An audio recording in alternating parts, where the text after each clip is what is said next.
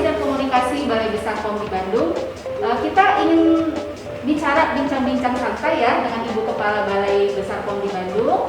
Telah hadir di sini Ibu Dr. Randa Hardaningsih, APT MHSM, selaku Kepala Balai Besar POM di Bandung, yang akan kita tanya-tanya seputar mungkin sahabat BPOM baru-baru ini banyak atau sudah pernah mendapat broadcast baik melalui WA group atau melalui YouTube, mungkin videonya sudah banyak viral di YouTube atau melalui media sosial yang lain mengenai video salah seorang peneliti yang mengklaim, yang diwawancara oleh salah seorang artis di Indonesia cukup terkenal, mengenai bahwa beliau sudah menemukan obat COVID-19.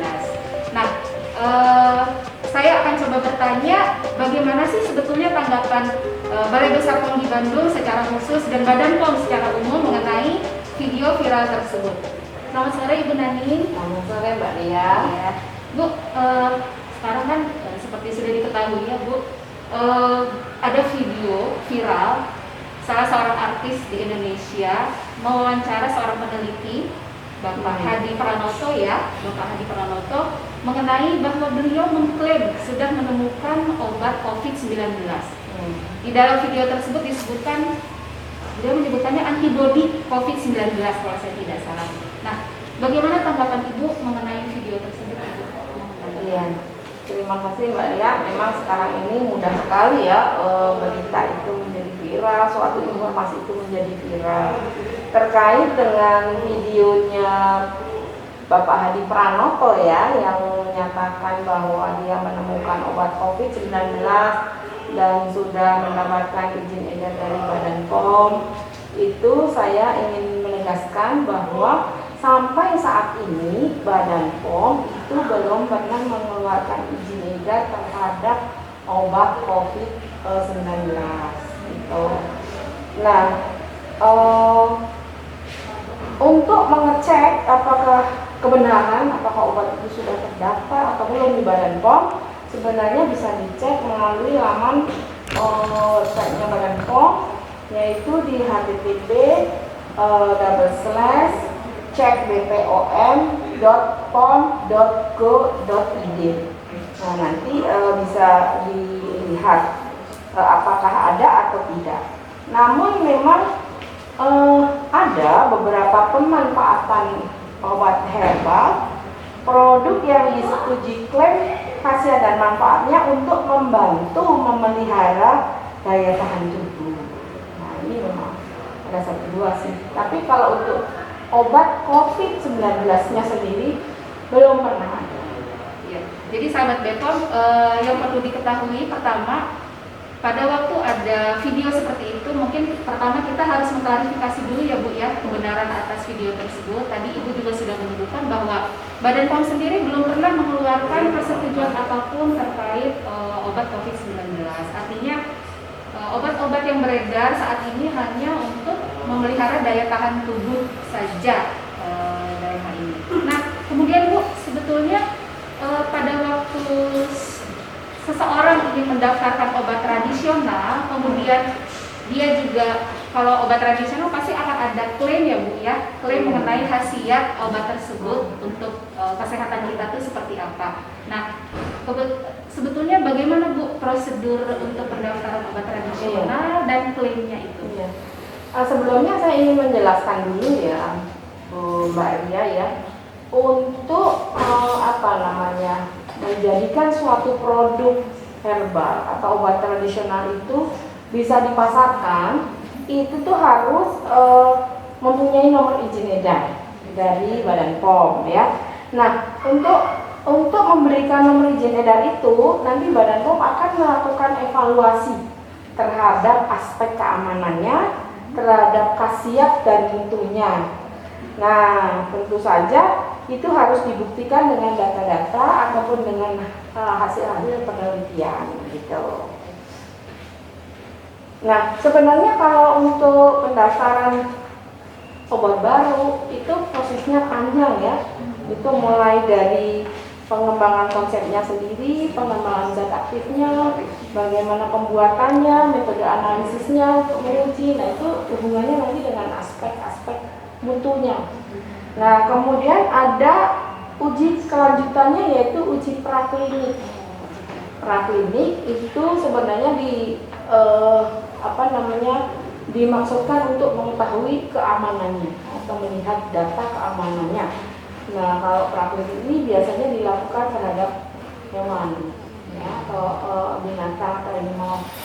Terus yang terakhir baru ke uji klinis, ya. Kalau klinis ini sebenarnya untuk mengetahui kemanfaatannya atau khasiatnya. Nah, itu ya. Nah, uji klinis ini dilakukan terhadap manusia. Berarti jangan dulu langsung percaya ya Bu ya. Artinya pertama tadi harus ada nomor izin edar, jangan lupa pada waktu akan mengkonsumsi dicek dulu nomor izin edarnya sahabat BPOM, karena tadi seperti sudah dijelaskan Bu Naning juga bahwa kalau misalnya dia sudah memiliki nomor izin edar, artinya sudah dikaji ya Bu ya, keamanannya dan khasiatnya juga, artinya sudah terbukti secara ilmiah memang berkhasiat. Nah Ibu, obat tradisional itu kan ada macam-macam ya Bu. Nah, jenis obat tradisional itu sebetulnya apa aja Bu? Iya, di Indonesia ini untuk obat tradisional itu digolongkan menjadi 3. Yang pertama itu kategori pertama itu obat tradisional yang kita sebut biasanya dengan jamu. Jamu itu datanya adalah data empiris atau data dari apa ya istilahnya ya, memang sudah biasa secara turun temurun gitu ya. Data empiris itu data dari turun temurun. Nah, itu memang nanti akan dikategorikan sebagai jamu. Kemudian yang kedua ada obat tradisional dengan golongan herbal terstandar. Nah, kalau herbal terstandar ini zatnya itu distandarisir dan dia sudah juga harus melalui uji praklinis. Yang paling ini adalah obat tradisional yang namanya fitofarmaka. Nah, kalau fitofarmaka ini sudah dimurnikan, kemudian sudah dilakukan uji praklinis dan uji klinisnya. Jadi seperti itu ya sahabat BPOM, ada 3 macam obat tradisional sebetulnya yang beredar di Indonesia dan diawasi oleh Badan POM ya Bu ya. Nah, kemudian Bu kembali lagi ke video yang tadi, artinya pada waktu ada video atau pernyataan apapun dari seseorang atau peneliti yang mengklaim bahwa produknya sudah menjadi obat, misalnya sekarang karena sedang pandemi COVID, mengklaim bahwa obatnya adalah obat COVID-19 gitu ya Bu. Artinya kalau misalnya dia belum mendapatkan persetujuan BPOM, masyarakat bagaimana Bu? Tidak boleh percaya ya Bu? Gimana Bu? Iya. Sebenarnya kalau kita lihat di dalam video itu, pada saat wawancara yang bersangkutan itu tidak jelas menjelaskan obatnya seperti apa gitu ya. Nah, yang jelas kepada masyarakat apabila ingin ingin memeriksa apakah obat tersebut itu sudah mendapat izin edar atau belum, itu bisa melakukan melakukan konfirmasi melalui aplikasinya Badan POM yang bernama Cek BPOM ya. Nah, itu bisa diunduh di Play Store, ya, Play Store atau App Store. Nah, di situ nanti ada aplikasi yang bisa dimasukkan data ya, baik data nama produk atau nomor. Kalau misalnya produk itu bernomor, kalau memang benar nanti akan keluar datanya, memang benar atau tidak. Tapi kalau misalnya itu namanya atau nomornya tidak benar, dia tidak akan keluar. Nah, itu artinya memang belum terdaftar gitu. Begitu Mbak Ria. Baik Bu. Nah, terakhir Bu untuk penutup ya Bu, himbauan Ibu untuk sahabat BPOM terkait bagaimana cara memeriksa suatu produk obat tradisional dalam hal ini, dan mungkin closing statement terkait pandemi dan kita menghadapi new normal ini, apa yang harus dilakukan oleh sahabat BPOM? Silakan Ibu. Ya.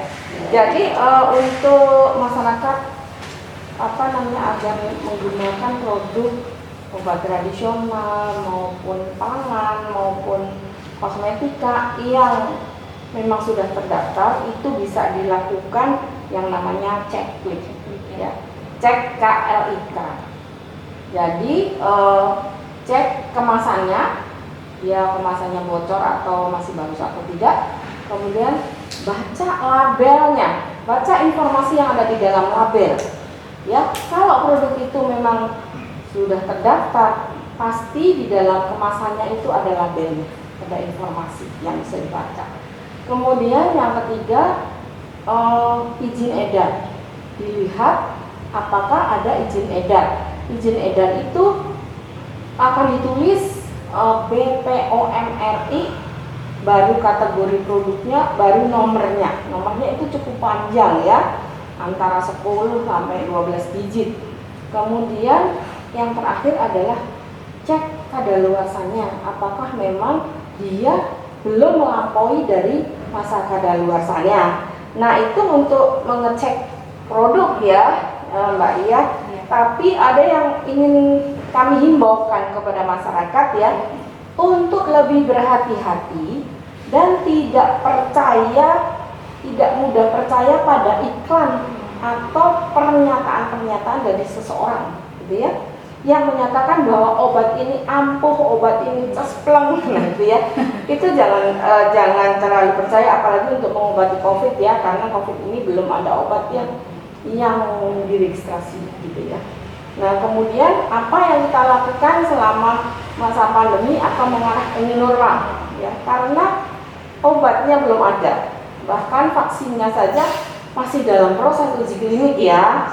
Nah, itu berarti kita masih harus menjaga protokol kesehatan dengan ketat.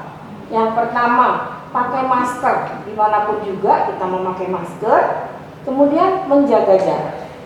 Menjaga jarak itu artinya kita dengan yang lain itu ada jaraknya 1 meter minimal. Kemudian mencuci tangan dengan sabun ataupun dengan hand sanitizer. Dan satu lagi yang tidak kalah penting, menjaga daya tahan tubuh supaya kita tetap sehat dan tidak mudah terserang penyakit apapun juga. Demikian Mbak Ria. Sahabat Lepon, mudah-mudahan apa yang sudah disampaikan oleh Ibu Kepala Balai Besar POMDI Bandung bermanfaat, dan pesan dan himbauan dari Ibu Naning juga mohon diingat-ingat, artinya bahwa jangan sembarangan percaya terhadap video apapun yang beredar di masyarakat.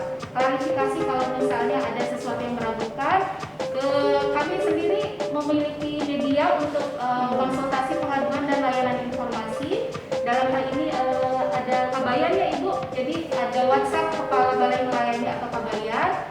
Nomornya mungkin sahabat Bepom silakan mencatat di 081124405333, ataupun bisa langsung follow Instagramnya Balai Besar POM Bandung ya Bu. Kita sudah punya Instagram, di situ banyak informasi yang bermanfaat insya Allah untuk sahabat Bepom semua di @bepom_bandung.